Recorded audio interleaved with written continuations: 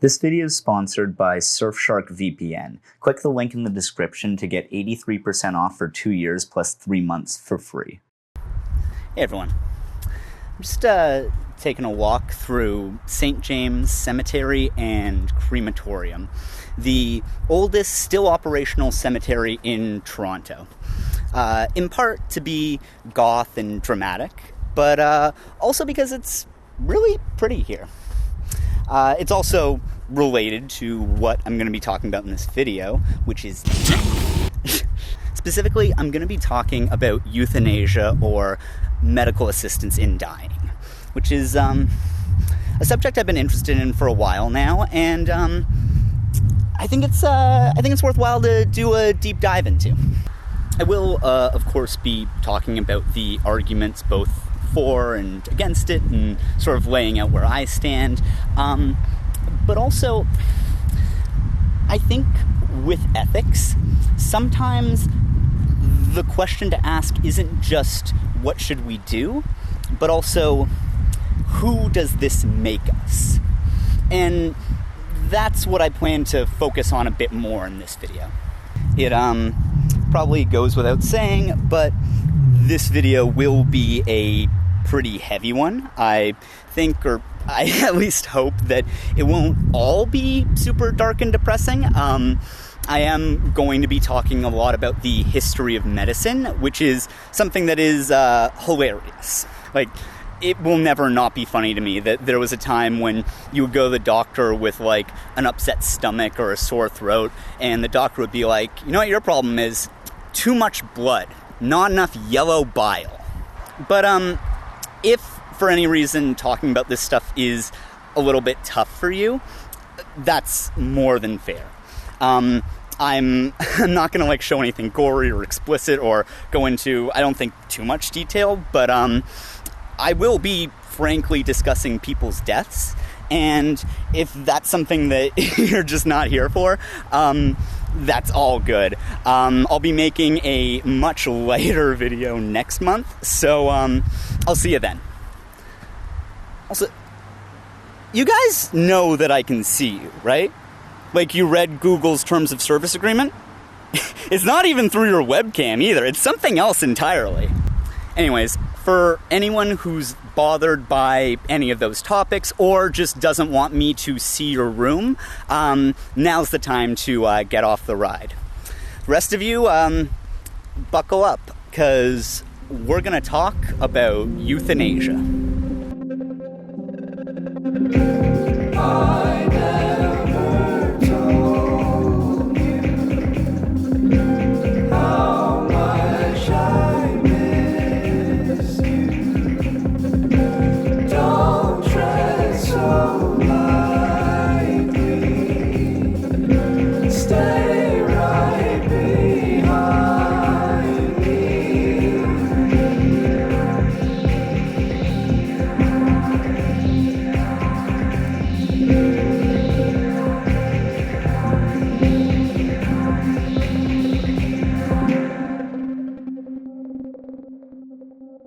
Now, while I do personally support medical assistance in dying, one area where modern science has gone too far is with this video's sponsor, Surfshark VPN. Time and time again, Surfshark has spit in the face of God by allowing you to watch region-locked content on all your devices. If a show isn't available on streaming platforms where you live, well, I say that's just the will of the divine, but not Surfshark. Surfshark allows you to change your location, thus tricking streaming sites and God into thinking you're in a different country, unlocking all sorts of content which it is blasphemous to view. But not even that was enough for them. Oh no! They also prevent hackers, trackers, your ISP, and the Lord from seeing what you're doing, both at home and on the go. They even offer a clean web mode on your browser, blocking ads and trackers. And while this is a lifestyle choice that I unfortunately cannot condone, I do believe in personal autonomy, be that in choosing to end your life or with your online privacy. And so if you go to surfshark.deal/we'reinhell, click the link in the description, or use the promo code we'reinhell, all one word, no apostrophe, at checkout, you'll get Surfshark for 83% off for 2 years plus an additional 3 months for free. Also, like, when I sent them the script for that ad, they understandably had some questions and were shockingly cool about it. So props to them, because like I did not think that they were going to sponsor this video. So first of all, do you like how this jacket makes me look like an NPC who dispenses side quests in an open world game set in the not so distant future? Hey mister, you wanna make some credits? My drone bots went haywire. They're all over the city. See if you can find them for me. I had originally written that joke to be in the intro when it would make sense for me to be wearing a jacket, and then on the day of realized how unbelievably inappropriate it would be to do an act out like that in a cemetery. In 2016, Canada legalized assisted unaliving yourself, as well as medical euthanasia, or as it's referred to here, medical assistance in dying, or MAID for short. Also, I'm sorry, it feels unbelievably gross saying unaliving when talking about this, but also YouTube is very unclear about their rules around this, and so there's a chance that this video will get demonetized or even taken down if I say the S word in the video. I'm just going to take my chances and upload it normal, talking like an actual human being. But if there are some problems, I'll probably go through and bleep out every time I say the S word. So if that's been happening so far and you're wondering what's going on, that's what happened. Anyway, to learn more about MAID, I spoke with Jean Marmorio, one of the first doctors administering MAID in Canada. She agreed to an interview completely unaware that this is a YouTube channel about reality shows. Please go buy her forthcoming book, The Last Doctor, and do not tell her that I conned her. Well, before we jump into it, do you want to just sort of introduce yourself and sort of say like what you do, what your book is about, and yeah, sort of who you are? Okay, so I'm Jean Marmorio. Been a family physician for 40 plus years, working mostly in an urban center, downtown Toronto. But during that 40 years, what I've seen is a tremendous shift in how care is provided. So with the advent of super specialty clinics, the family doctor became more and more an avenue of referral and less a doctor who would look after you from cradle to grave. But my philosophy has always been a cradle to grave one. So I did obstetrical practice in my career until 2015, when the Supreme Court of Canada unanimously 9-0 passed legislation to remedy the criminal code in Canada to allow for people who were able and wanted to sort of access an assisted death to be able to do that without having physicians or anyone who supported them charged with a criminal act. So it was a process. It was an event that I never thought I would see in my lifetime. So as of last year, the legislation shifted again to allow for people with chronic illness states who were not on a trajectory to death to actually request MAID. And safeguards were put in place, so there's a lot more consultation involved in that, and calling on expert consultations to see what's really available. And always in the background of that is accessibility to that kind of care, affordability to that kind of care if you've got to pursue it on your own, who are basically racialized, how do people deal with sort of indigenous cultures, how do they deal with homeless people. So there are many issues around what happens when somebody who's not foreseeably going to die requesting MAID. I think as a family doctor, I have seen patients leave me, or like not leave me, but basically disappear because they knew they would not be able to ask, or if they involved me in any way, I would be liable. They didn't involve their families very often because it would be the same thing. If you basically counseled or aided anyone to commit suicide because they were in terrible pain or dying or declining rapidly, you were liable to criminal charge. So I had seen what people did to kind of have mastery of their own fate, and it was always incredibly disturbing to me. Um, and I kind of always felt that anybody to be that alone, to be suffering and to be alone and to have to kind of deal with it, was not humane. Let alone did it kind of ensconce anything that I called care of a patient. So, as Jean said, in 2021, the eligibility for MAID was expanded to include those whose deaths aren't imminent, but they are suffering from grievous and irremediable medical problems, including mental health problems. This has been controversial. Most notably, two disabled women in Ontario, one a 31-year-old named Denise, the other a 51-year-old named Sophia, have both chosen MAID because they suffer from multiple chemical sensitivities, a chronic illness that made them extremely sensitive to airborne chemicals present in things like smoke, chemical cleaners, and mold. While there's no treatment for MCS, all that would have been needed was for them to move into apartments that didn't smell like shit. But because neither of them could afford that, they chose death. So, because of all the attention that these stories got, enough money was raised for Denise that she was able to find a better place to live and canceled with MAID. Sophia wasn't as lucky. In a video released after her death, she said, quote, "The government sees me as expendable, trash, a container, useless, and a pain in the ass." This tragedy has become a focal point of criticism against MAID, both on the left and right. Lots of conservative media outlets in Canada and internationally have used this case to show that MAID is wrong. Not because these vultures care in the slightest about disabled or poor people. There's nothing they'd like more than to cut what little government support Sophia was getting, or for her landlord to have the freedom to raise her rent even higher. They just oppose MAID because vampires like them are opposed to bodily autonomy on principle.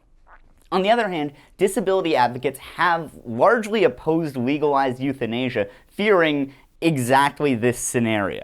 Yeah, it's a very notable case because it's fairly recent as well, and it occurred just sort of smack in the middle of COVID. So all systems were mightily strained at that point.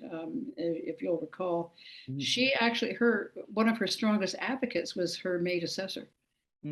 So people, we know when we're sort of dealing with this, what needs to happen, and if it looks like we should and could and did, basically sort of strongly advocate. I mean, a good family doctor is your best advocate when you think about it. And the advocacy certainly was there. Many people kind of, strove to kind of secure different housing for this woman because it seemed a simple solution to the problem. And I don't know the ins and outs of why that didn't occur or what didn't happen, but I do know that certainly one of her maid assessors became a really strong advocate for her. But in the end, when it didn't happen, when it was not achievable, you still come back to this person who was requesting assistance to die is suffering. And by definition, it must be grievous suffering. By definition, it must be irremediable. So at that point in time, and I guess after a long struggle, it was irremediable. And then I think at that point, our duty of care is to kind of do what we do. And the safeguard in that is that it's not just one assessor. So always you have two assessors involved. It's never just left on the shoulders of one doctor to kind of do that, make that decision for a patient. I think if we have not got a sense, and I'm speaking as a in a very personal way now, not as a provider, if we do not have a sense of what our duty of care is for each other, if we are as good as the care of the most mean of our people, and I live in downtown Toronto, I know what the homeless look like. I know what frontline workers do when they're out on the streets at night. I know what care is. I know what it is to be a human being offering that care. And if we can't do that, we don't live in a society that I think is really worth valuing. So it is true that Sophia's MAID practitioner was a big supporter for her finding housing, and it's also worth noting that while experiences will obviously vary, some doctors are awesome and some aren't, and Sophia's were phenomenal, that isn't just a matter of a couple of good eggs. It is the job of a MAID practitioner to work to find alternatives. However, they still failed, and disability advocates would say that that's by design. Programs like MAID are able to do a lot of good in terms of alleviating suffering.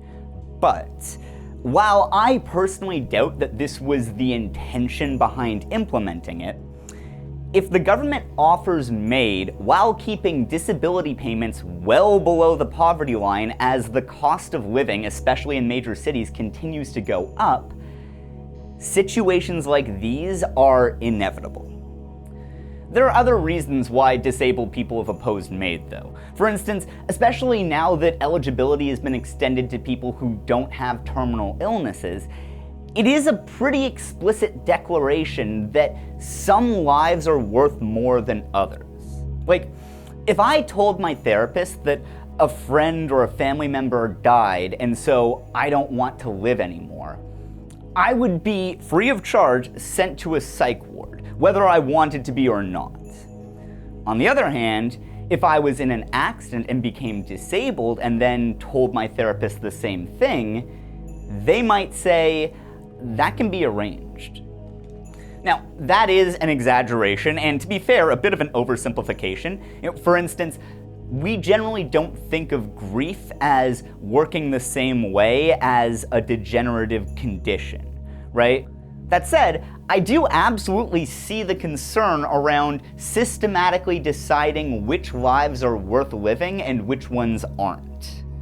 Also, studies have shown that when people get medical assistance in dying, they generally don't do it out of fear of pain.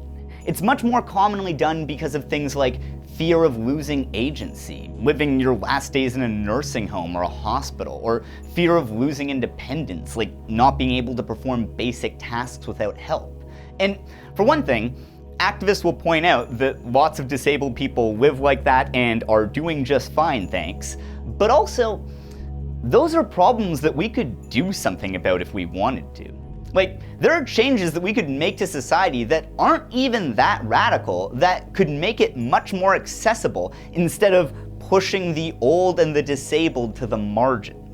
It's tough because while I do support MAID, both because of the suffering that it can alleviate as well as just as a matter of bodily autonomy, I do think that these criticisms are correct. And often, activists will say something to the effect of, MAID is good, but we shouldn't have that until we eliminate class, ableism, and all other systems of oppression that coerce people into choosing it.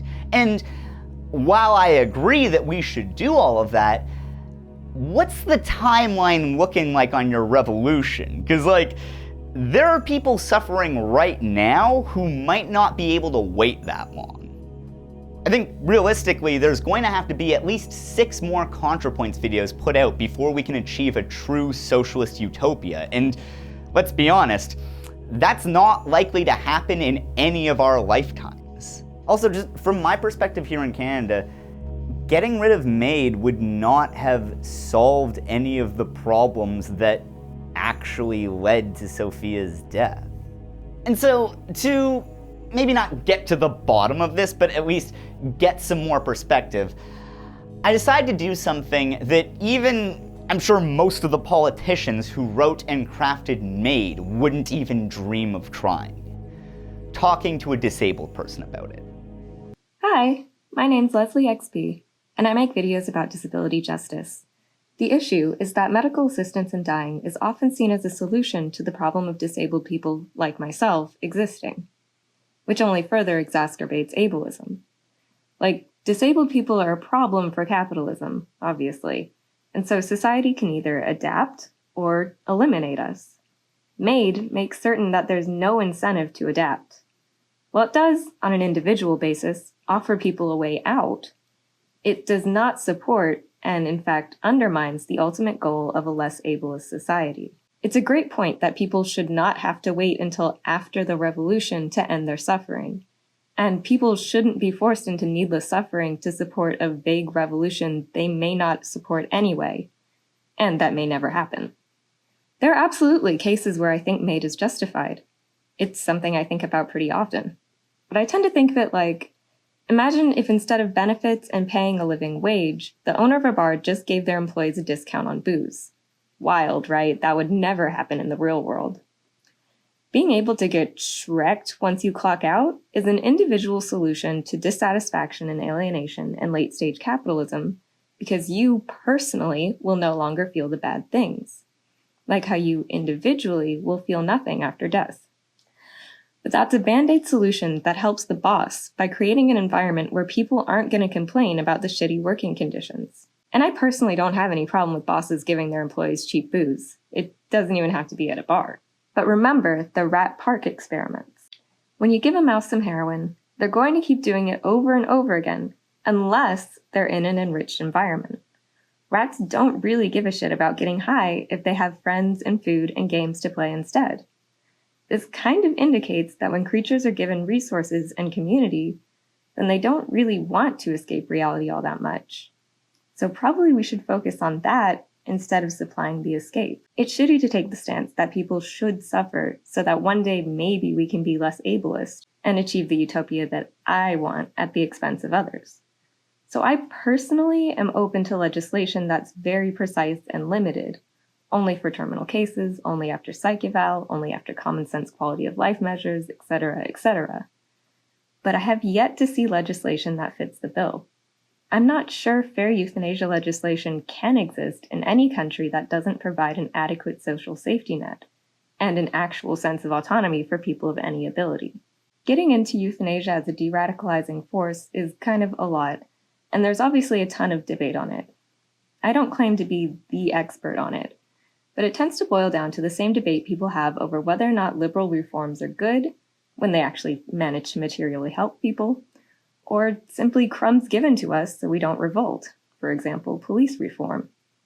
Is euthanasia good because it offers people a way out of this hellscape? Or is it bad because it disincentivizes trying to fix the hell we've created? Is police reform good because they're shooting 8 less minorities per year? Or is it bad because people see reform and think the problem is fixed when it clearly isn't? I tend to lean towards the latter of both scenarios, but it's obviously still better to shoot 8 fewer minorities whenever possible. Like, I still vote and try and make things slightly less bad. If I were to see euthanasia legislation that I think could make things slightly less bad, that I didn't feel was the equivalent of cheap booze instead of healthcare and paid time off, that I didn't think would cost the lives of disabled people who weren't really prepared to die, then I'd support it. For more on my perspective, I've already made a whole video about this, which you can find on my channel.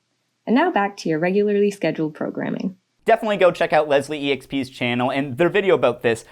I will say that we do have some differences of opinion, but their perspective is one that is not listened to anywhere near enough on this subject. Also though, it's really important to acknowledge that this is a very sensitive subject for everyone, because we all die, right? So, just for myself, I imagine I'm like most people, where my stance on this didn't come from like detached, abstract, objective reasoning. I've had 2 relatives who've wanted MAID. The first was my grandma. She was very old and had leukemia, and she was in the hospital and needed a blood transfusion every day. At first, there was this big fight to hold out long enough for all of the family to come and see her and say their goodbyes. We had like a little whiteboard that we like counted down the days on. And then everyone made it. They all said goodbye, and then she was ready and had them pull the plug. And you know how when they do that in the movies, the machines will just like go beep, beep, beep, beep? That's not what happens. the like machines weren't all that was keeping her alive. They were mostly just like providing her with fluids. Also, she refused any pain medication. And so she just spent the next, I think it was like 2 weeks in agony. And I'm sorry, but as far as I'm concerned, there's no argument that that should be allowed, but MAID shouldn't. I did warn you this video was going to be heavy. As for the second family member, so around the beginning of the month when I was trying to decide what to make a video about, I got some news. Hi, Sam. Hi, Aunt Marilyn. How's it going? Very good, thank you. How's it going with you? It's going good. So, do you mind just sort of explaining what you're going to be doing and sort of what's going on? Well, I'm prepared to die, Right. and I don't know what you mean by what am I doing. I mean, I guess explain like the process. Like you're doing like medical assistance in dying. Like, do you want to just sort of explain like? Well, after I turned 90, I found it very difficult to do spontaneously things that I always did in the past. Up until then, if I wanted to do something, if I wanted to see somebody, if I wanted to prepare a meal, I just did it. And all of a sudden, I haven't got that energy.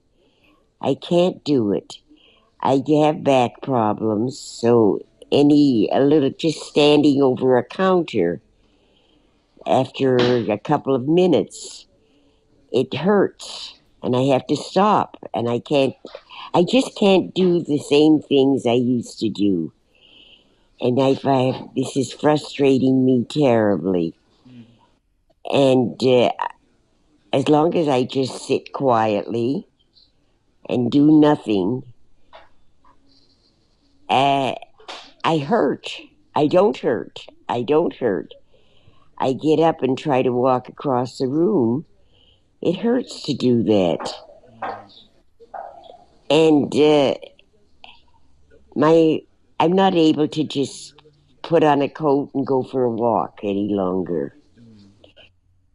And I'm living in a place, I've been here for a few years now, but I haven't been here long enough to really make close, good friends.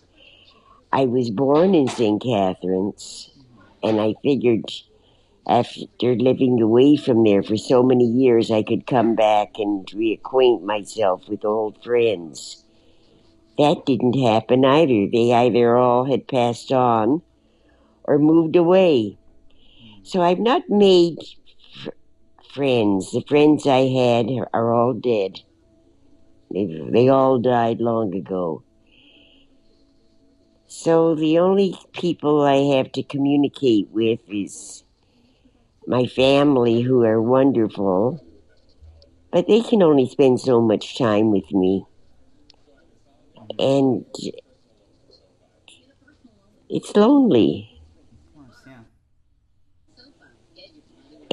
And I'm not able to do things myself to compensate for it. In the past, I didn't need other people to amuse me. I could just go outside and go where I had to go to the library, go to the bank, go to the drugstore, go to the grocery store, and do those things. That was living. And I didn't need anybody to help me with that. But I don't have that anymore. And that makes life. And it all happened after I turned 90. It was the strangest thing. But I'm really not complaining, because up until then I had a very good life. Right. I've been lucky. And now that I just can't do the things I want to do, I'm not unhappy about we're all going to die. And I'm lucky that I lived as long as I did. And they were full, good lives that I had. I had a wonderful husband, And I had 6 children. They had their ups and downs. It's only natural. Right. I mean, hey, I'm sure I gave my parents problems too. But they were children. They're stretching their wings. And now, I don't know. You get to a point where you're adults and all the good things in you are coming out. And that's what I have in my 6 children. They're all so good. They're good human beings. I can be proud of that. It's like, what was it like? How did you come to make the decision to do like medical assistance in dying, like that specific one? Well, I never knew about it much until this happened in Vancouver several years ago. A young woman, and she was very, very sick, and she wanted so much to live, but she couldn't. She was dying, and she wanted to help, and she couldn't take it anymore, and she wanted help. They wouldn't let her. They wouldn't do it. They wouldn't help her. And I thought that was a horrible thing to do. How could they not help her? Especially when she's going to die anyway. What is it? What do they think? What do they think you're going to do when you die? No one has ever come back and told us. Right. And I didn't think anymore. I didn't relate it to myself. I was at that point. This happened. I don't know how many years ago was it? 10, 12, maybe years ago. Why, I was on top of the world then. Right. But when this happened to me, this change, where I didn't have the energy, I didn't have the ability to do a simple thing like going for a walk, I started to think about this woman a lot. And then I found out that there was such a society and it was available here. And the more I thought of it, the more I realized this is something that I could apply for. I'm not doing anything except just sitting. What a waste. Right. What? My eyes are very bad. I can't read. I haven't read a newspaper or a book in ages. My back is bad. It's difficult to walk. I can sit without a problem, but I can't walk. Yeah. The one thing I know, I don't know where everybody thinks they're going when they die, but I don't know. No one has ever come back to tell me.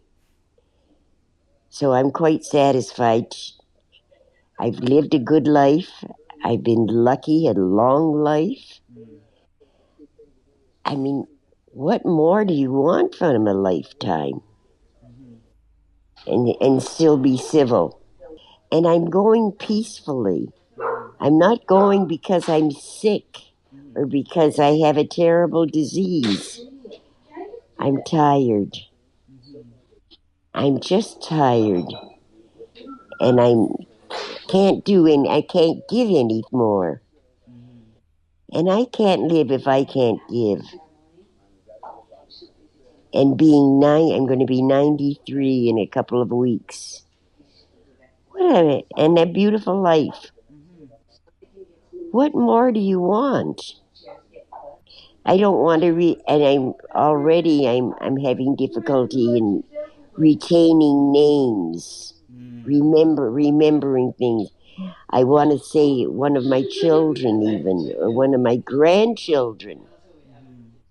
And their name will not come out. I can't think of their name. And then maybe after not thinking so hard and trying so hard, a half an hour later, all of a sudden the name jumps out of my mouth. Right. That's not normal. And I can see with my own mind in this memory thing that's happening to me, where someone I love so much, and I can't remember the name. That hurts. That's what hurts. That continues. I want to live as anybody, but I want to live decently. Right. I want to live where I can give back as well as take. I can't, or just wait for a good moment. That's not living. What I'm doing is living. Okay, so in this video, I'm gonna talk a lot about the history of euthanasia. So let's start with the word itself. Euthanasia comes from the ancient Greek eu, meaning good, and thanatos, meaning death. And interestingly, at least in the West, what's considered a good death has stayed pretty consistent throughout a lot of history. People have basically always wanted to die old in their sleep, surrounded by loved ones. Just saying it now, that doesn't really seem that interesting. Bro, as far back as cavemen times, people preferred not to die in pain or alone.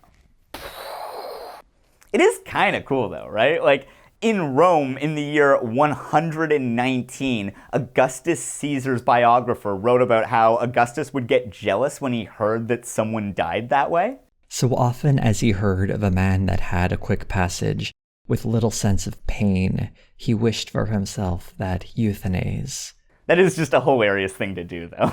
Like, you just hear that someone died and you start kicking stones. Like, man, some guys get all the luck. Although, to be fair, that was actually extremely lucky back then. The alternative to a good death, or as they'd also call it, a natural death, basically dying of old age, was a painful death. Violence, accident, or disease, which was the death that you were way more likely to get. The reason I find this so interesting, though, is because the meaning of the word euthanasia has changed a lot, from literally just a good death to a medical term that pretty much just meant doing what we would now call palliative care, to how we know euthanasia today. But in a paper titled The Paradox of Choice and the Illusion of Autonomy, the Construction of Ethical Subjects in Right to Die Activism, every paper I read for this has a very depressing name. The paper's author, Ari Granzman, interviewed a bunch of right to die advocates, and among other things found that the desire for a natural death came up unprompted again and again. And that's a weird choice of words, right? Like, medically induced dying is probably one of the least natural deaths that there is. Unless euthanasia's meaning hasn't changed as much as it seems. So let's dive into it. But first, we're gonna talk about art. So when we think of art today, we have a pretty narrow view of what that means. Most people tend to limit it to just pieces of media or beautiful dolphin fans, but it used to be much broader than that. The philosopher Martin Heidegger wrote about how our view of art as being so small is a consequence of modernity. For Heidegger, the better definition of art was basically something that symbolizes the totality of the thing that it's a part of. For example, the Gothic cathedral was art in that one building symbolized the totality of the relationship between man and God. In his book, The Modern Art of Dying, Shai Joshua Levy draws on Heidegger to make the case that death should be thought of as art too. After all, death is a singular event that also symbolizes the totality of the life that it's a part of. I think that this is particularly true in the case of modern euthanasia. Like, being able to choose and plan out the day that you die is a pretty unique thing, and I think that when someone does that, whether they intended this or not, the day that they die, by virtue of having been able to plan it out, does really say a lot about who that person is. In Jean Marmorio's book, The Last Doctor, each chapter tells her experience with a different person who she administered MAID to. And to me at least, the most affecting part of that is seeing how each person chose to go out. The first chapter tells the story of Yolanda Martin, a 45-year-old woman who is dying from a rare lung disease that she'd been battling for 30 years. Now, I didn't include any of Yolanda's other biographical details just now, which Jean does provide, because I don't think that there's anything that could give you a clearer picture of the type of person Yolanda was than hearing how she spent her last day on Earth.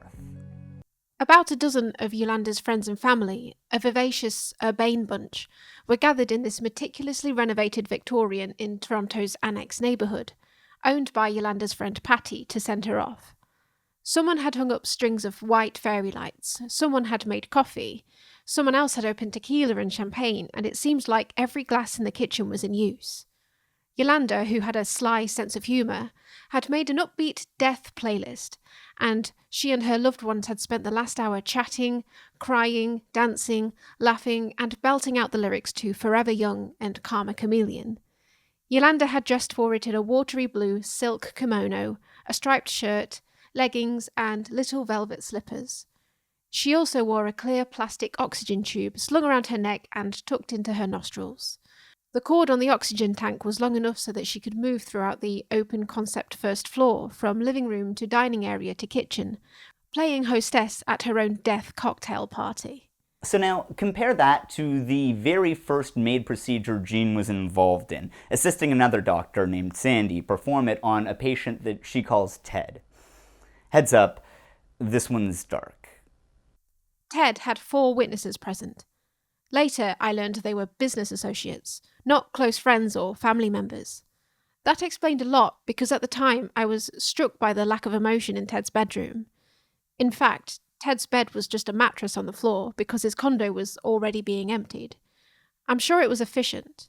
To me, it felt achingly cold.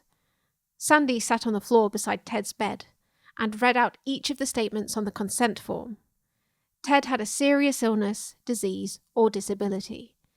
Ted was in an advanced stage of that condition, resulting in an irreversible decline in capability. It was causing Ted grievous and irremediable suffering. Ted had been advised of the alternative means to relieve his suffering and had declined. Ted knew the procedure would result in his death. Ted was not being coerced. By this point, Ted was one more thing: irritated. He immediately assented and signed. We returned to the bedroom and Sandy asked Ted one last time, "Do you wish me to proceed?" Ted responded with an explosion of expletives, but yes. So first of all, damn.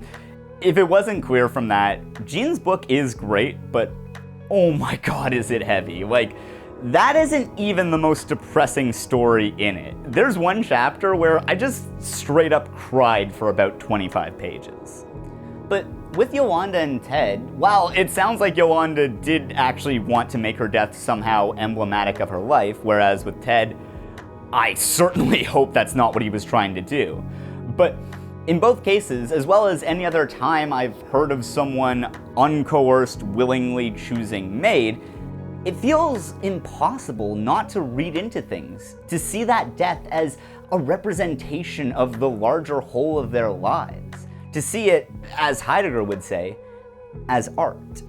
But let's take a step back here, because absolutely none of this is new. In The Modern Art of Dying, which I'm going to be drawing from a lot in this video, Levy looks at how death, dying, and euthanasia have been viewed throughout American history. And if we want to see some people who really took death seriously as a performance, then we need to go back to some of the first settlers of Turtle Island and talk about the Methodists. On the night of October 23rd, 1735, somewhere in the Atlantic Ocean, the passengers and crew of a ship head from England were woken up by a storm that threatened to sink the ship. The passengers were German and English priests who were taking the journey to spread their religion to the New World. The night of the storm, as the ship nearly sank, the English passengers panicked, while the Germans stayed calm and prayed. When one of the Brits, named John Wellesley, "Hey gang, it's me, Sam. I'm just going through this video for the final, pass through, doing my, last checks for editing it, and realized that His name is John Wesley, not Wellesley, and I only call him John Wellesley in this video. So get your he-ha-ha-ha's out right now, and let's just be mature about the fact that I fucked that up. Named John Wellesley asked them why they weren't afraid. They replied, "We don't fear death." Instead of the obvious and correct takeaway that Germans are just weirdos, this exchange had a profound effect on Wellesley. He came to see his fear of death as a major flaw in his faith, which needed to be overcome. This went on to form a central part of the Christian sect of Methodism, which he was a leader in. The Methodists came to reimagine death, not as a gateway to the next life as the Catholics believe, but instead as a representation of an ultimate evil that must be faced and overcome at all points in your life. Living, then, is fundamentally about facing death. The moment of death itself becomes important not just for the person who is dying, but for the community as a whole. The early Methodists would gather around the deathbed to view the courageous way the dying person would go out. The fearlessness that their faith gave them would be seen as a lesson to be emulated. Because dying fearlessly was seen as a test of faith, for the early Methodists, Christian perfection was having strong enough faith to not fear death. And so, instead of deathbed confessions like the Catholics did, Methodists would basically get quizzed on how good of a person they'd been. One Methodist minister from the time wrote this description of the type of conversations he'd have with dying people. I went in, and after a short compliment said, "I'm told, my lord, your life is near an end. Therefore, I presume, without ceremony, to ask you one plain question. Is the state of your soul such that you can entertain a solid hope of salvation?" He answered, "Yes." "On what do you ground this hope?" He replied, "I never committed any willful sin. I have been liable to frailties, but I trust in God's mercy and the merits of his Son, that he will have mercy upon me." I made the following reply: "I am apt to believe you are not tainted with the grossest vices, but I fear you a little too presumptuously boast of never having committed willful sin. If you would be saved, you must acknowledge your being utterly corrupted by sin, and consequently deserving the curse of God and eternal damnation." He asked, "Is faith enough for salvation?" "Yes, sir," said I, "if it be living faith."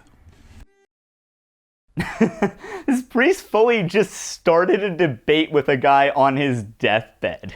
Dying man destroyed with facts, forced to acknowledge his soul is riddled with sin. Since dying was a sort of test, it was naturally something you'd also study for. The Ars Moriendi, or Art of Dying, a 15th century text about what Christians should do at the end of the world, was adopted to become a series of texts detailing rituals and rules for dying, both for the person on their deathbed and visitors to help them pass the test of death. It was pretty explicit that death was viewed as an encapsulation of the person's whole life. Biographies would be written and distributed that were just accounts of someone's dying days. And not only for the rich and powerful, most of these were just about regular people's deaths. This definitely fits Heidegger's definition of art, but kind of our modern one too, right? There's a very real sense in which this way of dying is performative, you know? And I don't think that's specific just to the Methodists. So much of dying is for the benefit of friends and family. A very common aspect of this idea of a good death is the idea of dignity, right? But what does that mean? Well, in his book On Grace and Dignity, the philosopher Friedrich Schiller argued that dignity is an aesthetic performance. Specifically, he argues, the performance of following regular etiquette and behavior in the face of extraordinary circumstances. The string orchestra on the Titanic, for example, maintained their dignity by continuing to play as the ship sank when they'd be more than justified in panicking. But if dignity is an aesthetic performance, then it has to be performed for someone. Both in the 1700s and today, while so much of death is obviously centered around the dying person, the performance of death is for the people who they'll leave behind. I think this can kind of go both ways. While someone dying with dignity, whatever that means for them, can make it a less traumatic experience for the people who will mourn them. But also, leaving fond memories behind when you die is something that I think is a pretty much universal human desire. Going back to that story about Ted and the 4 unemotional business associates who watched him die, the thing that's the most striking and affecting about that to me is that there is no provision under the law that says that MAID needs to be done with witnesses present. Those people were there because he, like all of us, had that fundamental want to be perceived and remembered. But things changed around the late 18th to early 19th century as doctors replaced priests at the deathbed. It feels strange to think about now, but before this, once there was nothing more for them to do, doctors would just stop treating a person and leave the rest to a priest. But as things became more secular, those deathbed interrogations fell out of practice, and doctors, eager to legitimize their field as a science instead of quackery, began to take a more active role. Also, another factor was that in his time off, Wellesley would write books on how to cure various illnesses, and they are absolutely fucked. Like, some of them were just well-known things that people could do without special training or equipment, useful plants, that kind of thing. But also, he thought that the cure to gout was electrocution. Wellesley believed that the ability for us to heal ourselves was a gift from God in our struggle against death, and so he didn't think that medicine should only be practiced by a select few, but that it was something that anyone could do, and so, probably worse than the gout thing, he pretty much just told people to wing it when it came to medicine. Now, this wasn't great at the time, but also, in the 1700s, doctors weren't good either, so it is still bad, but it's not like there was that huge of a skill gap between doctors and the average person. But as medicine got better, people in the Methodist Church were like, yo, I feel like a lot less people would die if we told our followers that doctors are good, actually. And this is where we start to see death moving away from art and towards technique. For Heidegger, technique was the opposite of art. Where art was a thing that represented a broader whole, technique was the process of looking at that totality of a thing and zeroing in on the one area that's useful, removed from the broader context. This is related to the sociologist Max Weber's concept of instrumental rationality. Basically, Weber thought that there are 2 ways that people think about things. One is value rationality, which is when you start thinking about something by deciding on an end that you want to see achieved and work backwards. Instrumental rationality is instead when you start by looking for means that can be used without really caring about what end they will achieve. Basically, with instrumental rationality, the means justify the ends. Heidegger's technique is that, but turned up to 11. Basically, technique is very similar to the idea of mastery, but specifically, mastery for mastery's sake. A perfect example of this is the hospital. Once someone's admitted, they stop being a person and become a patient. Everything about you, from your job to your relationships to your beliefs, are stripped away and disregarded unless they pertain to your medical condition. We can also see this mastery for mastery's sake clearly in the treatment of terminally ill patients. It's not uncommon for old people with cancer, for instance, who have almost no chance of recovery to still be encouraged to undergo chemotherapy, something which, at a certain point, is basically just torture. But where this comes from is this drive for mastery's sake. Modern medicine is based on this logic of exercising technique, which is really good for most medicine, but it runs into a brick wall when it comes to patients who can't be cured. Also, I should clarify, I'm not saying that doctors are intentionally doing this necessarily. While there are actually quite a few instances where that is made pretty explicit, it generally isn't. I'm basing a lot of this interpretation off of the work of good old Michael Foucault, who, while very, very smart, can be a little frustrating. Like, when you were a little kid, did you ever assign personalities to numbers or letters when you were first learning them? There are times when Foucault makes these unbelievably insightful observations, and also times where it feels like he's just assigning personalities to extremely abstract concepts, and then worst of all, a lot of times when he's doing both. It's often argued that euthanasia came as a result of advancements in medical science, a problem of like, what to do now that we live so long, but that's not really the case. The shift in the early 1800s happened well before there were many real advancements in medicine or pain relief beyond just the development of morphine. What caused this shift was a change in how doctors saw their jobs. It was now their responsibility to take care of the dying, but since they still couldn't prolong life, they instead redefined the problem of dying to things that they actually could do something about. Instead of stopping death, they started treating hopelessness and pain. When it came to fighting hopelessness, this took a couple of forms. One was just the development of basic bedside manner, but also doctors came to see themselves as distributors of hope. While this was previously the job of priests, religion provided hope for an afterlife that was near, whereas doctors instead provide the hope of a cure to illness.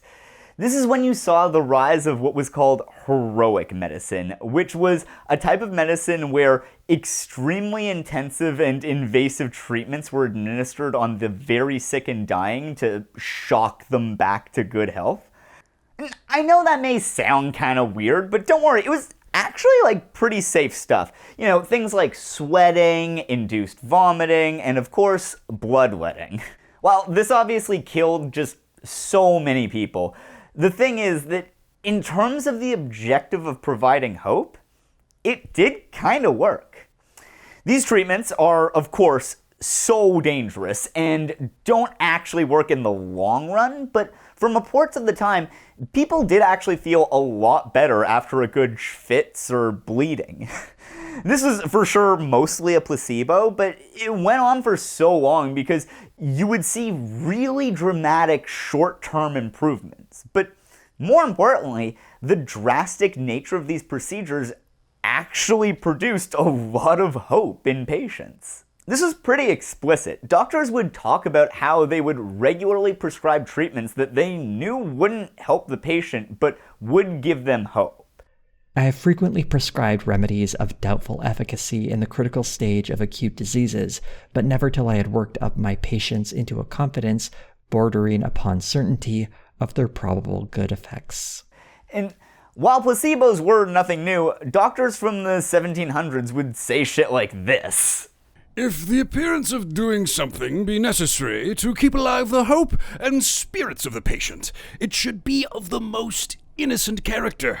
One of the most successful physicians I have ever known has assured me that he used more bread pills, drops of colored water, and powders of hickory ashes than of all other medicines put together. It was certainly a pious fraud. And so while heroic medicine wasn't much more effective than bread pills, it did provide hope for everyone involved, including the doctor, as well as serving to help legitimize the field of medicine. Ironically, some good that came out of this was that doctors started being a lot more honest here. One move that quacks would pull a lot was telling the patient that the problem was way worse than it actually was. That way, if the patient died, the doctor was right, but if they recovered, then he had performed a miracle. Instead, these doctors from the 1800s provided a different type of hope based on the scientific method. They were much more honest here because now they were looking at dying as something that they couldn't stop but could make gradual advances in through science. This put them in a bit of a weird position though. They couldn't be deceitful, but were still committed to the idea that the doctor should always be positive. So in kind of a massive dick move, the common practice became to still give the patient nothing but good news, but then tell their friends and family that actually they're dying, and then just let those people figure it out. But the big difference between heroic medicine and bread pills was that doctors weren't just fooling patients anymore, but themselves too. While they didn't want the patient to be hopeless, the real issue was hopelessness manifesting as helplessness. A dying patient losing hope is bad, but the really intolerable thing would be for doctors to lose hope of treating the illness. From this, hopelessness became constructed as one of the main problems of dying because it was seen as something that doctors could treat. The solution for it was euthanasia.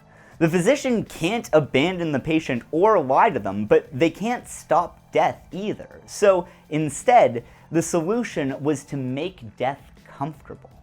This brings us to the other problem with dying: pain. We've gotten pretty good at treating that. Morphine, the active ingredient in opium, was first isolated in 1806, and then in the 1840s was joined by chloroform and then ether. But the strange thing is, doctors didn't necessarily think that that was necessary.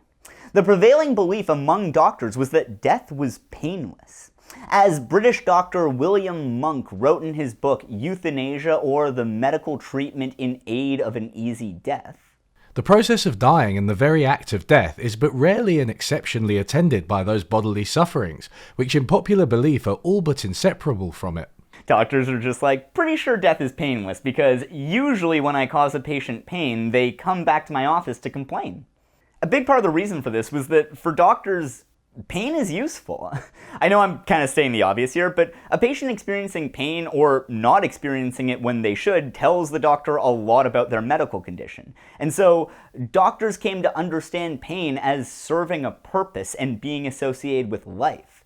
If pain equals life, then death must have meant a lack of pain.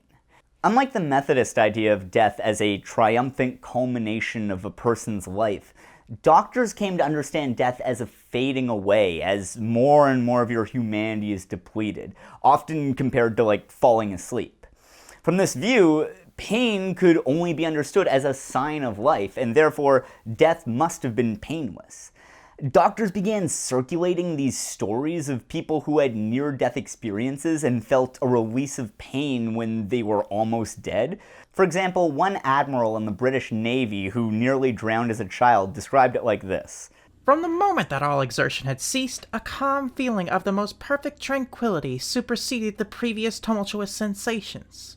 It might be called apathy, certainly not resignation, for drowning no longer appeared to be an evil. I no longer thought of being rescued, nor was I in any bodily pain. But then said this about how he felt when he was rescued after 2 minutes underwater. Instead of being absolutely free from all bodily pain, as in my drowning state, I was now tortured by pain all over me. The problem was that people didn't agree. They'd seen people die, and it generally doesn't look like a good time. And so doctors needed to prove that death was painless, and they did that in the weirdest way possible. You know how the term facts and logic gets thrown around a lot these days to make fun of, like, atheist fedora types who like to corner people at parties and debate abortion or whatever? By the way, holy shit, if anyone watching this is thinking of getting into making video essays, one tip I have for you that no one else tells you is this: never tell a stranger that you make political YouTube videos. Like, a lot of cool people will assume that that means that you are very upset about the casting choices for the new Little Mermaid. Or they suck, and then you just get trapped in a conversation with someone who doesn't like Joe Biden, but for very different reasons than you. Anyway, the point is that while people throw that phrase around a lot, I have never heard of something that more perfectly captures that idea than how doctors proved that death wasn't painful. In his book on euthanasia, William Monk proves that dying is painless by listing off all the signs of discomfort that dying people display, and then names a context where people do that for a reason other than pain. It's one of the most fucked up and frustrating arguments I've ever heard. For example, people often twitch and convulse when they're dying, but they also twitch when they're falling asleep. Or, this is the actual example he used, having a seizure. And both of those things are painless. Convulsions, which so often attend the process of dying, are accepted as evidence of suffering, when in fact they are the reverse, for they imply a loss of consciousness and sensibility, and therefore of the capacity to feel pain. They are automatic and in all essential respects like the convulsions of epilepsy, of which the subject is wholly unconscious. Or what about the groans? When someone's dying, they definitely don't sound like they're enjoying themselves. Well, people moan when they're given ether too, and that's literally the opposite of painful. It may very rationally be asked if groaning and writhing of the body be not proof of suffering. No, in partial apoplexy, groans are unconsciously uttered, and those who have groaned deeply when submitted to operation during the influence of ethereal vapour have declared their utter unconsciousness of pain. The sensation was often agreeable. Even convulsive throes of the criminal on the gallows may be involuntary and uncombined with consciousness. Okay, but what about when their eyes pop open with a look of terror? People's eyes pop open when their friends throw them a surprise party too. What is death if not a surprise party thrown by God? Sometimes, immediately preceding the very act of death, the eyelids are raised, and a look of recognition of those around seems to be permitted to the dying man. It is consolatory to know, says Sir Charles Bell, that this does not indicate suffering, but increasing insensibility. I feel like if someone died while shouting, "This is painful right now," the dying, that is, Monk would just be like, the word painful could also be used in the sentence, dying isn't painful. So Monk naturally concluded that the convulsive attempts at respiration, the twitching of the limbs and their tetanic stiffening, the clammy moisture and the ashen hue, the dilating pupils, the rattle in the throat and the last long sigh or groan are the mechanical changes of death only, quite without knowledge on the part of the dying, quite without pain, quite without all discomfort. And look, the idea of dying as being painless is still very prominent today. Honestly, when I think about dying, that is kinda how I imagine it too, and that very well may be correct, but this argument was the basis for that belief, and it's a really bad argument. This actually really shows exactly the way the logic of technique works. Instead of looking at these symptoms in context, they're all removed into something totally abstract. While the perspective of art would see them as representing something larger that they're a part of, through technique, all context is removed. All moans are moans. All spasms are spasms. But the strangest part of all of this was that doctors knew that it was ridiculous too. One of the big doctors claiming death wasn't painful was William Osler, who studied the death of 500 patients and decided that only 90 of them felt pain, which he considered to be proof that death was painless. I'm not a doctor, but I kind of feel like the fact that he considered almost 20% to be insignificant maybe should cast some doubts on how good he was at determining if a death was painful or not at all. Also, I don't know the racial makeup of that study, but that might have played a role, since Osler was considered pretty wildly racist even by the standards of his time, which, as a white Canadian born in 1849, was really fucking racist. Even John A. MacDonald was just like, you can't say that, dude. It's punching down. But while all of these leading doctors were explaining away pain, even Osler had to admit that 90 out of 500 was a lot, and that pain during dying was something doctors had to address. And so through the scientific gaze, pain while dying was senseless and therefore couldn't exist, but also because of this senselessness, it could be seen as an illness unto itself that needed treatment. The solution was, yet again, euthanasia. At this point, that word still hadn't taken on its contemporary meaning. While doctors would sometimes over-medicate patients to speed up their deaths as an act of mercy, that wasn't at all an open or legal process. Instead, euthanasia at this point referred to what we'd now call palliative care, providing pain relief and hope to the terminally ill. A good death as defined by this early logic of technique. But to see how this turned into euthanasia as we know it today, we need to step out of the operating room and get the law involved. By the way, this is where we're gonna start really chugging that Foucault bong water. Was that a thing for anyone else, by the way? Like, when I was a kid, a prank that get pulled on someone who just started smoking weed was convincing them that drinking bong water got them more high. Is that a universal thing, or like, were my friends just sociopaths? I'll be honest, they got me pretty good with that prank the first time I smoked weed, but after we had a good laugh, they explained the proper method of getting extra high, and I've been doing bong water enemas ever since.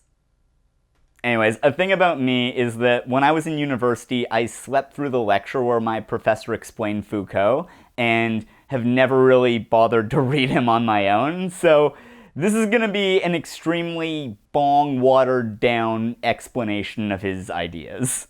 One thing I will say for anyone who knows as little about him as I do, Foucault does this really frustrating thing where he writes everything in a way that makes it sound really bad.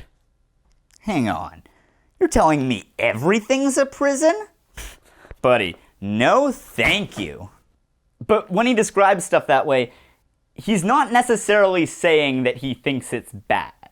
A fundamental part of Foucault's philosophy is that he is not prescriptive.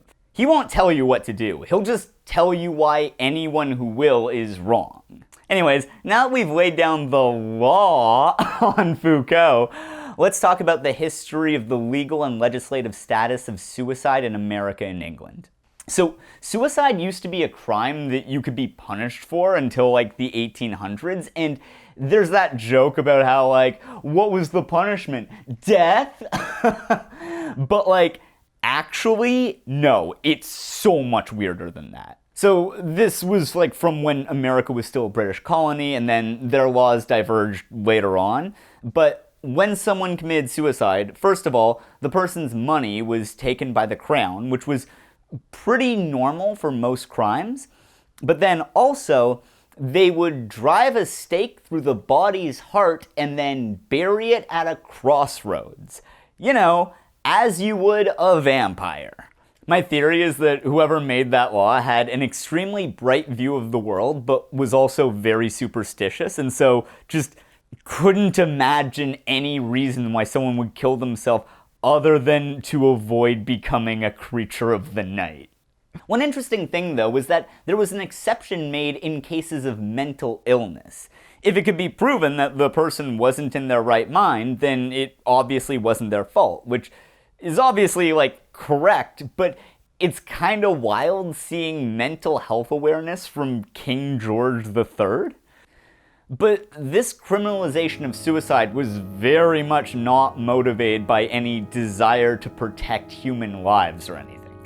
The reason it was criminalized and punished so severely was because, at that time, your life belonged to the king, and so killing yourself was seen as basically a form of theft.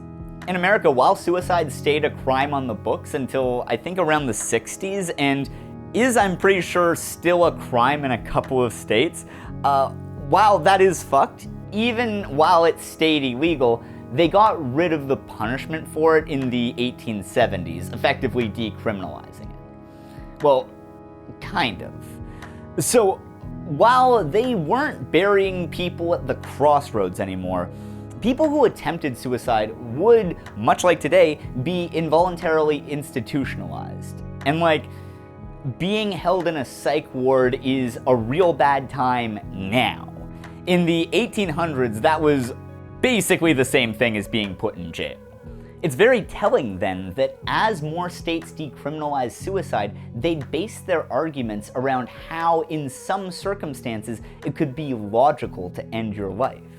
Effectively, the legal status of the mentally ill was reversed. While under a monarchy, killing yourself was seen as a form of theft, but one that the mentally ill couldn't be seen as responsible for, under a democracy, premised on the idea that all the citizens act as rational individuals, people acting irrationally became seen as a bigger threat to the ruling order. Around the time that suicide was being decriminalized, public support for medical euthanasia, while still very low, was growing enough that there were now organized groups advocating for it, and they saw this as the perfect opportunity to make their case. If suicide was legal, then MAID should be too. The problem was that when suicide was decriminalized, new laws were then passed to make assisted suicide a crime. There were good reasons for this, for sure. For instance, if it was legal, assisted suicide could be used to cover up murders. But because of this, the argument that MAID was like suicide backfired. Opponents were able to argue that it was actually like assisted suicide and therefore still a crime. But more importantly, decriminalizing suicide and simultaneously criminalizing assisted suicide was evidence of a shift that was taking place in the role of the law. It used to be that its purpose was just to prevent these deaths straight up, but now it was shifting to a sort of regulatory position where the purpose of the law wasn't to prevent death, but to judge which kinds of death were acceptable. And I think that this was kind of pivotal to the modern idea of euthanasia. In subsequent attempts to legalize it, instead of trying to remove government impediments, the goal was to expand the government's role by getting it to manage death. I haven't found any bills in America or anywhere else that try to decriminalize euthanasia rather than legalize it. And honestly, if it was just decriminalized but not run by any governing body, I don't think that would count as euthanasia. It would just be assisted suicide. When I asked Jean what she thought the difference was between suicide and MAID, she had a bit of an odd response. Medical assisted dying, like activism, it's very much there's very much a distinction made between medical assistance in dying and suicide. I was wondering if you could sort of explain what you see as like a difference, or do you think that there is one or not? Yeah, no, I think there's a huge difference. And we do have a lot of stigmata around, are we assisting a suicide? Believe me, if I have any inkling that I might be assisting a suicide wish, I call in the team. I need a psychiatrist aboard. So the reality is that I think the studies would show that basically people who are requesting death and who are declined, don't then go out and commit suicide. They don't. What I found when I actually started writing the book was that as I am going through my cases that I want to talk about, I was shocked at how many had attempted suicide because they were desperate and because they didn't feel that there was any option for them. And it's only when I stepped in and they had this enormous relief that they actually could be eligible, that they met the criteria that were required. And what it gave them was huge relief and comfort. And then they would tell me the story. The only real difference between suicide and MAID is just that the former has proper paperwork. Let's go back to my little theory that the definition of euthanasia changes to reflect what society deems to be a good death. If that's right, then the present ideal for a good death is a regulated one. I know that that's a very we live in a society thing to say, but I don't think that needs to be purely negative. In Heidegger's idea of art and technique, the two aren't really opposites. They feed off of each other. It's almost like they're in some sort of a dialogue or something. Technique was developed out of art, and now I think in some small ways medical assisted death is art out of technique. Remember how the main reason people chose MAID is to avoid the loss of agency that characterizes hospitals and long-term care facilities. The medically assisted deaths that people are choosing, in ideal circumstances, are much closer to that old idea of a good death. And I don't know, I think that there's something a little bit poetic to using the logics of regulatory technique to escape the nightmare of the logical conclusion of regulatory techniques. I don't know. There are no programs that I'm aware of that adequately guard against cases like Sophia's while extending the service to all those who need it. So maybe the lesson from that could be that regulated death isn't ideal after all. But I do think that there is something kind of beautiful about planning and deciding a good death. Yeah, thanks for watching. I keep telling my children, because they're all very sad about this. And I say, don't be sad. Think of all the good things we did together. Yeah. And you have a long, rich life yourself. And when your day comes, you can do the same thing if need be. And that's it. Yeah. What was it like the day that you found out, the day that you would die? That's not a thing that many people have had the opportunity to do. How did that feel? You mean that that it's scheduled, or yeah. That maid said that they accepted my proposal. I was pleased. Yeah. I can't say I was jumping up and down for joy. I am 92. I'm not going backwards. I'm going forward. And forward is leading me only in one direction. And if you think otherwise, you're a fool. I'm sorry. No, yeah. But that's the way I feel. How have people responded? You're saying Oh, everybody is shocked because death is shocked. I mean, when I think that it's so important to keep alive, and once you're dead, it's so important to tell you what a wonderful thing you're going to, what wonderful things are going to happen to you now. You're going to heaven in the garden. A man who never wore a suit in his life dies, and the first thing they do is go out and buy him a new suit. Right. Man never knew what a new suit looked like. I mean, come on, we've got to be practical. You mourn the young who don't have a chance. But the elderly who have lived a full life, and I've done some nice things in my life. Maybe I've done a lot of bad things that I'm not even aware of. I've had a full life. What more do you expect out of it? And I'll be really surprised if there is a big garden in the sky. Do you have any plans for the day that's going to happen? Oh God, everybody wants to be here. Everybody that loves me they all want to be there. And I think, my God, it'll be like a circus.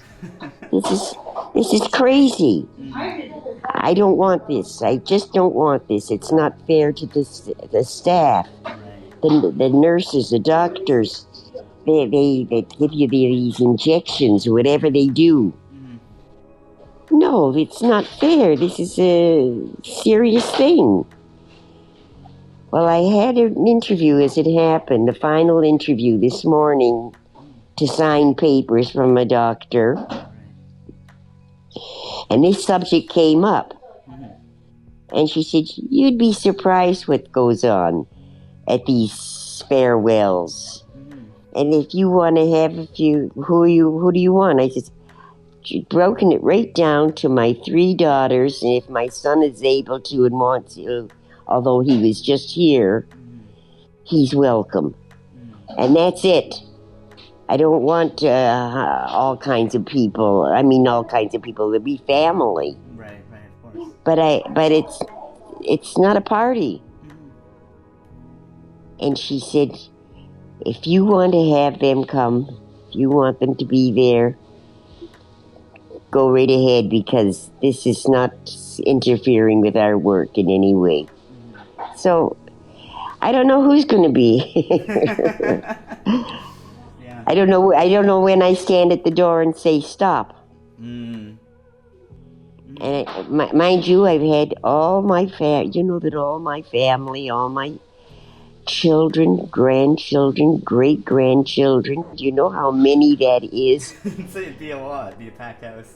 Traveled from Vancouver, from California, from Boston, New York, you name it, Washington.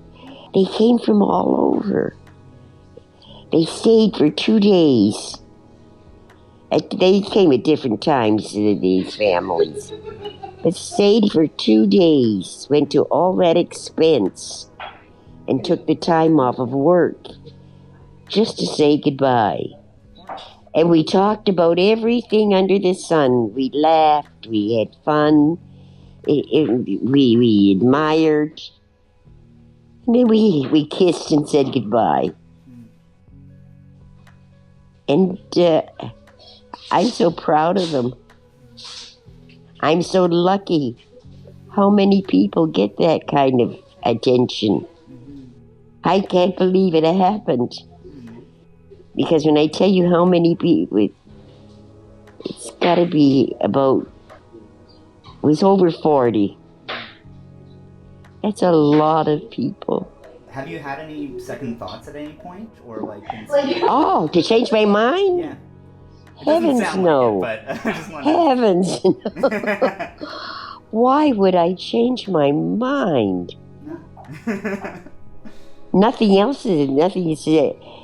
If all of a sudden my memory is skip like it always was. Right. If all of a sudden my back just didn't hurt me, I could walk miles. If all of a sudden I could stand in my kitchen and make a meal, wouldn't that be nice? Then I'd have regrets. Right. What kind of regrets would I have now? Have you been at all scared? Have what? Have you been scared at all? Is it scary? Not at all. Not at all. Not at all. I know I'm in the hands of good people. Right. They're going to make sure I'm dead when they do whatever they do. I think they inject something, needles. 4 injections. Yeah. And it's done and it's finished. And I'm 92. You aren't gonna do a normal funeral, or you're donating your body, right? I'm donating my body. They can't use me as taking my eyes or liver or any of the because of my age. But the university hospital for the trainees, they can use the bodies to study the bodies and to study into whatever they do with them. I'm only too happy. No one has ever told me they'd come back. So I don't hesitate for a moment to give my body to science. And if it's going to help somebody else, I'm thrilled for it to happen. But that's it.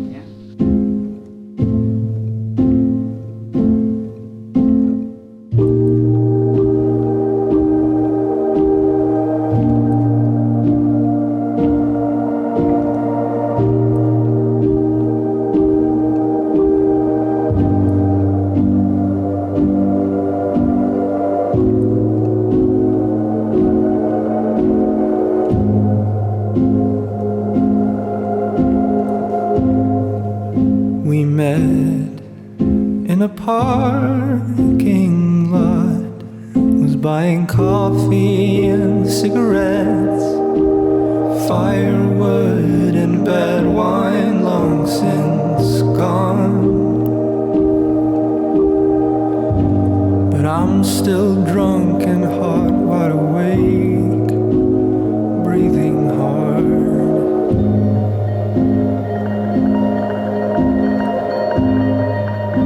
But now, in just 1 year's time, I've grown jealous, rail thin, prone to paranoia when I'm stoned. This isn't real love, someone ought to put me in a home.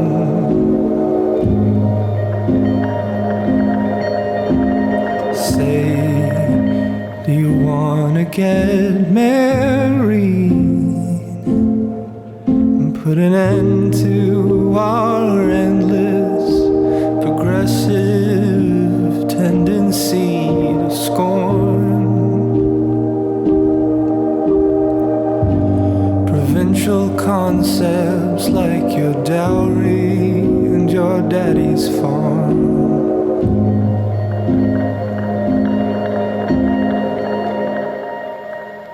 For love to find us of all people, I never thought it'd be so simple.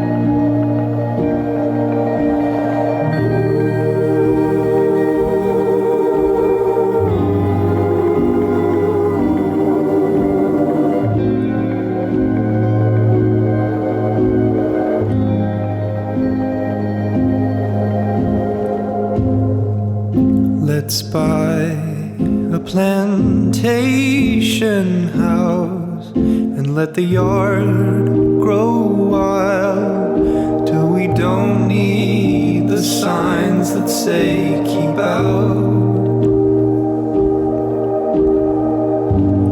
I've got some money left and it's cheaper in the South.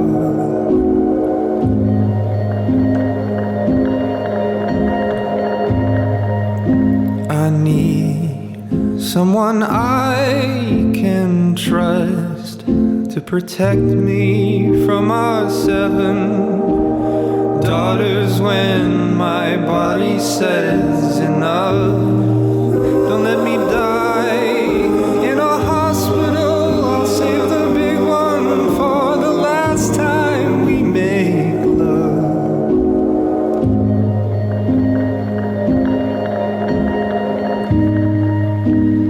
Insert here a sentimentary, our golden years, all 'cause I went to the store.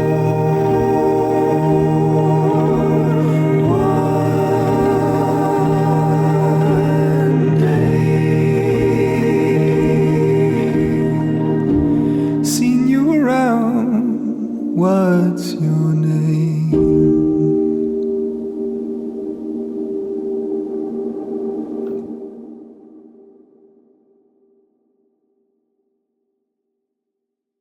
This video is sponsored by Surfshark VPN. Click the link in the description to get 83% off for 2 years plus 3 months for free.